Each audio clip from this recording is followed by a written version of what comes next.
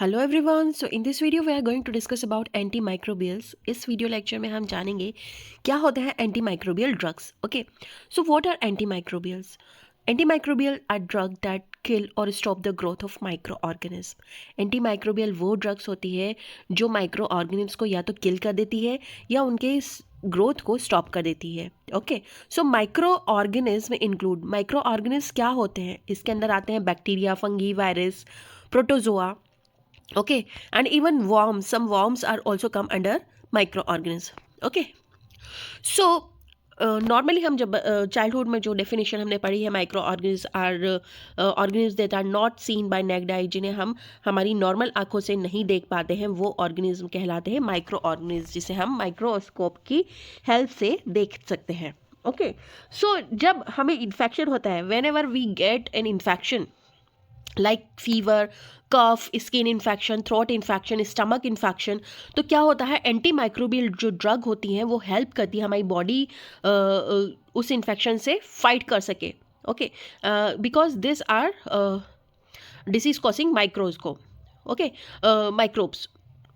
सो जो इन्फेक्शन हुआ है, हमें फीवर आया है, या तो वायरल वायरल कहते हैं ना, समटाइम वायरल हो गया, वायरल हो गया, तो उसमें क्या होता है, फीवर आता है, ओके, जिसमें वायरस की वजह से इन्फेक्शन हो जाता है आपकी बॉडी में। Cough, okay, then skin infection, sometime कुछ फंगल इन्फेक्शन हो गया, रिंग वॉर्म हो गया, ओके, या थ्रोट इन्फेक्शन हो गया। ओके, सो जो भी ये इन्फेक्शन हो रहे हैं ड्यू टू माइक्रोब्स, या तो बैक्टीरिया, फंगी या वायरस, प्रोटोजोआ की वजह से हो रहे हैं, तो उन्हें उनके इन्फेक्शन को ट्रीट करने के लिए हम जो मेडिसिन लेते हैं वो एंटी माइक्रोबियल कहलाती है। सो इन सिंपल वर्ड हम कह सकते हैं anti microbial are medicine that fight against germs. Okay, anti microbial वो ड्रग होती है जो जर्म्स के अगेंस्ट फाइट करती है। So they are one of the most important discovery in the medical science. ये बहुत इंपॉर्टेंट डिस्कवरी है मेडिकल साइंस की। इसके पहले लोग इन्फेक्शन के मारे ही मर जाते थे। मान लिया किसी को चोट लग गई, ओके, कट लग गया, ओके, सो वहाँ पे इन्फेक्शन, वोंड का इन्फेक्शन बहुत ज़्यादा बढ़ जाता था, उसका ट्रीटमेंट नहीं हो पाता था और इस वजह से डेथ हो जाती थी। तो it is a very most important discovery. Now, why are antimicrobial important? क्यों इंपॉर्टेंट है antimicrobials? So before antimicrobial they are discovered, before antimicrobial जब डिस्कवर नहीं हुए थे, even small wound and simple infection could be a life threatening.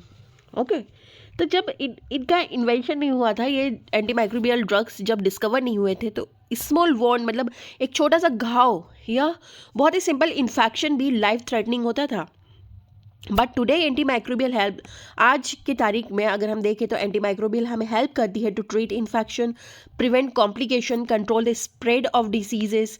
Okay, disease को spread होने से रोकती है। Then protect patient during surgery के दौरान अगर कोई इन्फेक्शन हो जाए तो उससे प्रोटेक्ट करने में हमें हेल्प करती है। And save million of lives every year, और इसकी हेल्प से हम मिलियंस ऑफ लाइव्स को हर साल बचाते हैं।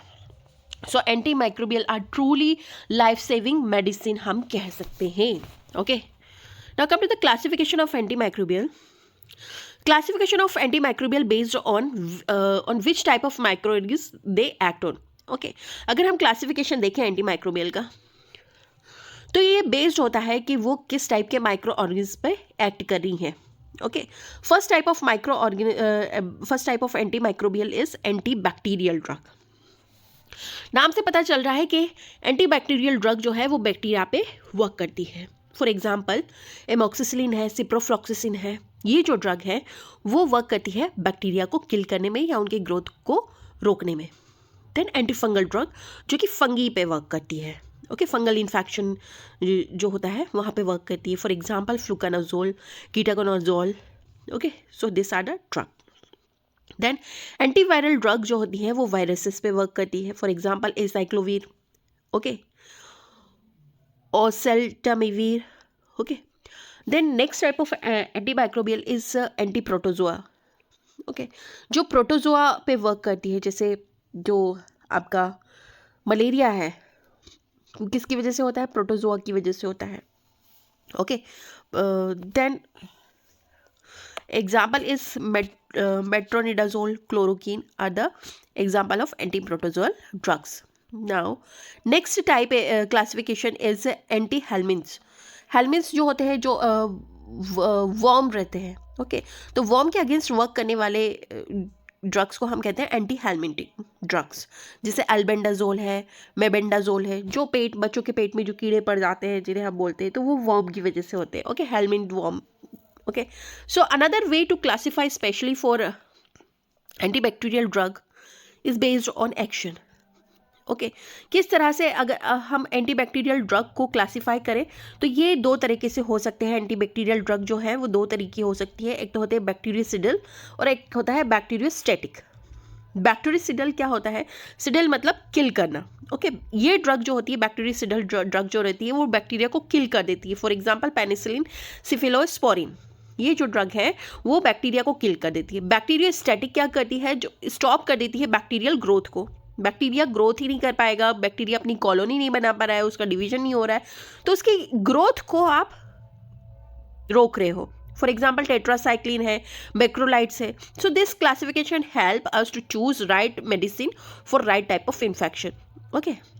तो आपको किस टाइप का इन्फेक्शन है हम उसी तरह की ड्रग वहाँ पे देंगे, बैक्टीरियसिडल देनी है या बैक्टीरियोस्टैटिक देनी है, okay. So now come to the mechanism of action. अगर हम देखें एंटीमाइक्रोबियल का मैकेनिज्म ऑफ एक्शन क्या होता है, तो it work in different way, different drugs work on different way, okay. जितने भी ड्रग्स हैं वो अलग अलग तरीके से काम करती है। जैसे कुछ ड्रग जो होती है वो इनिबिट कर देती है सेल वॉल सिंथेसिस को। जब बैक्टीरिया की सेल वॉल ही नहीं बनेगी, माइक्रो ऑर्गेन्स की सेल वॉल ही नहीं बनेगी, ओके, तो वो जीवित ही नहीं रह पाएगा, ओके। सो दिस ड्रग क्या करती है? ये ड्रग क्या करती है? बैक्टीरिया की सेल वॉल को ब्रेक कर देती है। फॉर एग्जांपल पेनिसिलिन एंड सिफलोस्पोरिन क्या कर देती है? बैक्टीरिया की सेल वॉल को तोड़ देती है, जिससे वो सर्वाइव नहीं कर पाता। नेक्स्ट मैकेनिज्म होता है inhibit protein synthesis. Bacteria can not make protein, so can not survive, okay. अगर बैक्टीरिया के अंदर प्रोटीन ही बनेगा तो वो सर्वाइव कैसे होगा, okay.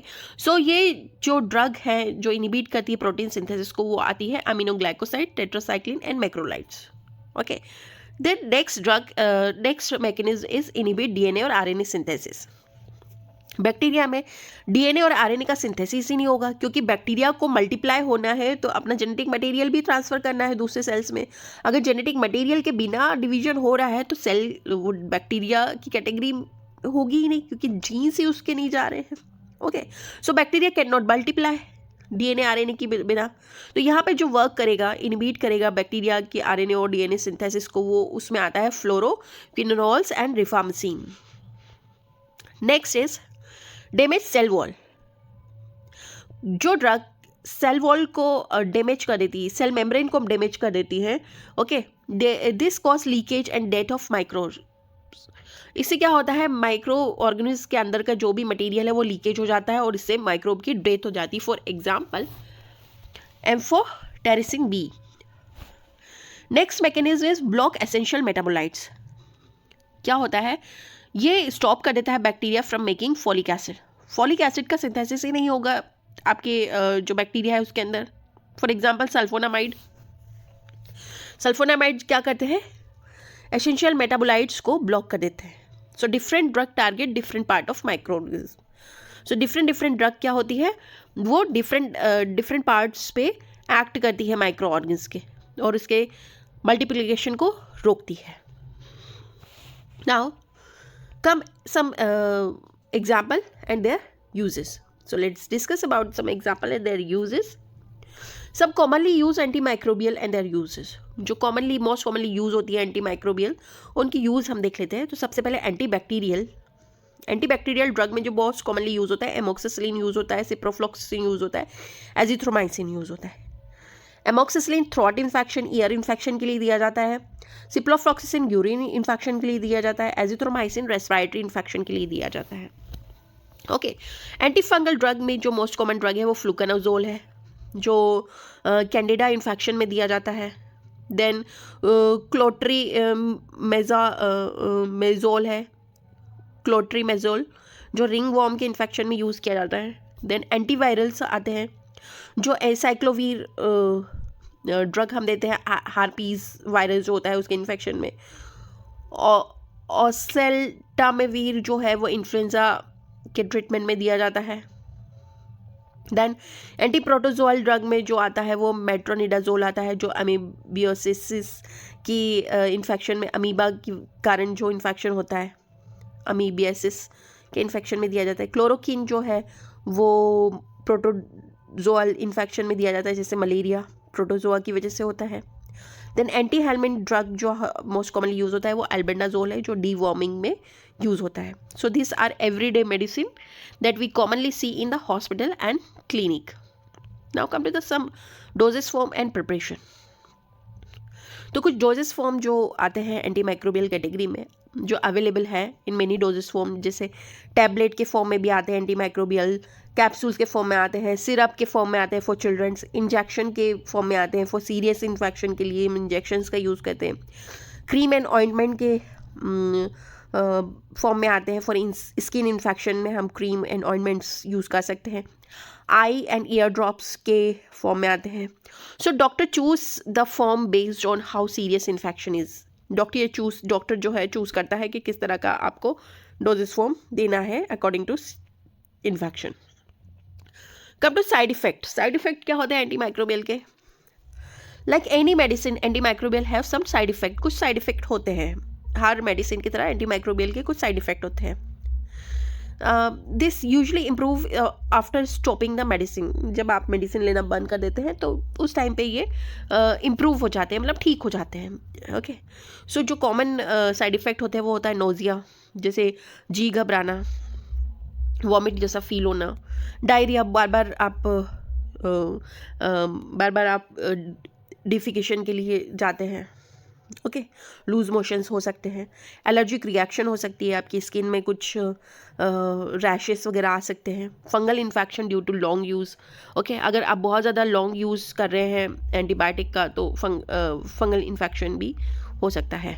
Then come to antibiotic resistance की अगर हम बात करें तो one of the biggest problem है एंटीबायोटिक रेजिस्टेंस है, जो है वो बहुत ही बड़ी प्रॉब्लम है, बिगेस्ट प्रॉब्लम है।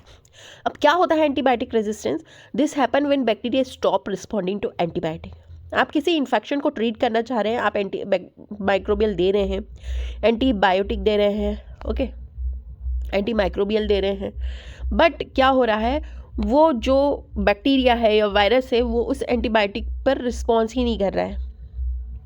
ओके, मतलब वो ढीठ हो चुका है, रेजिस्टेंस आ चुका है उसके अंदर। So why does it happen? क्यों हो रहा है resistance? Over use of antibiotic. आप बहुत ज़्यादा एंटीबायोटिक का यूज़ कर रहे हैं तो अब बैक्टीरिया फैमिलियर हो चुका है कि हाँ आने दो इस ड्रग को। Okay, and taking antibiotic without prescription. आप बिना डॉक्टर के कंसल्टेशन के ही एंटीबायोटिक लिए जा रहे हैं, आपको पता ही नहीं है इन्फेक्शन कौन सा है, कौन सी ट्रीटमेंट लेनी है, और आप कोई भी जानी पहचानी एंटीबायोटिक लिए जा रहे हैं। तो उस कारण क्या होता है, माइक्रोब जो है वो रेसिस्टेंट हो जाते हैं ड्रग के लिए और उन्हें रिस्पॉन्स नहीं करते हैं। आपका जो इन्फेक्शन है वो ट्रीट नहीं हो पाता अच्छे से। Not completing the full course. मान लिया डॉक्टर ने एंटीबायोटिक लेने का बोला है, 3 दिन के लिए आपको एंटीबायोटिक लेना है, पर आप 1 दिन में 2 दिन में ठीक हो गए, आपको लगा कि अब तो मैं ठीक हो गया हूँ, तो आपने वो कोर्स डिसकंटिन्यू कर दिया। फिर आप आगे जाके आपको फिर इन्फेक्शन हो गया, फिर आप उसी ड्रग को लेंगे डॉक्टर के पास जाके। तो अब क्या हो रहा है कि बार बार सेम ड्रग को लेने से बैक्टीरिया या फिर वायरस ठीक से किल नहीं हो पा रहे और वापस से इन्फेक्शन हुए जा रहा है। तो माइक्रोब्स तो ढीठ हो चुका है ना बार बार ड्रग लेने से, तो आपको पूरा डोज लेना चाहिए। 3 दिन का वाला है तो 3 दिन लेना चाहिए। Using left over medicine at home. आपको कोई दिक्कत हुई, ओके, कोई परेशानी हुई, कोई इन्फेक्शन हुआ, तो पहले की लेफ्ट ओवर जो मेडिसिन होती है हम उसको ही यूज़ कर लेते हैं कि पहले भी ये यूज़ करी थी अब फिर यूज़ कर लेते हैं, भले आपको नहीं पता है इन्फेक्शन का टाइप क्या है। So antibiotic resistant can make infection very difficult to treat. इस वजह से क्या होता है, फिर एंटीबायोटिक को चेंज करना पड़ता है, और फिर आपने ऐसी लापरवाही की तो फिर उस एंटीबायोटिक का असर भी खत्म हो जाएगा, फिर आपको स्विच करना पड़ेगा। ओके, सो इस तरह से आपके बॉडी के अंदर जो माइक्रोब्स हैं वो फैमिलियर हो जाते हैं, जान पहचान बना लेते हैं उस ड्रग के कि हाँ इस ड्रग को आना है तो हमें इससे दोस्ती नहीं करनी है, कोई असर नहीं दिखाना है।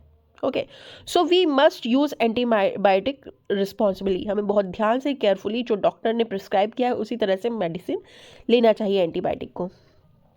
अगर हम समरी की बात करें, पूरे लेक्चर को एक मिनट में अगर हम समराइज़ करें तो एंटी माइक्रोबियल वो ड्रग्स होती है जो माइक्रो ऑर्गेनिज्म के साथ फाइट करती हैं। टाइप ऑफ एंटीबायोटिक्स अगर देखें, एंटी माइक्रोबियल्स देखें तो एंटी बैक्टीरियल ड्रग होती है, एंटी फंगल ड्रग होती है, एंटी वायरल ड्रग होती है, एंटी प्रोटोजोल ड्रग होती है, एंटी हेलमिंथ ड्रग होती है। किस तरह से वर्क करती है? ये वर्क करती है by destroying the cell wall को डिस्ट्रॉय करके, प्रोटीन को डिस्ट्रॉय करके, डीएनए आरएनए सिंथेसिस को रोक के, मेटाबॉलिज्म को रोक के माइक्रो ऑर्गेनिज्म को किल कर देती है। Use to treat many common infection, बहुत सारे कॉमन इन्फेक्शन को ट्रीट करने के लिए एंटी माइक्रोबियल का यूज़ किया जाता है। Must be use carefully to avoid resistant, बहुत केयरफुली हमें एंटीबायोटिक्स और एंटीमाइक्रोबियल्स लेना चाहिए जिससे रेजिस्टेंस ना बने हमारी बॉडी में, इनका बैक्टीरिया रेजिस्ट ना हो जाए इन ड्रग्स के लिए। Okay, so this is a short information about antimicrobials. Thank you very much.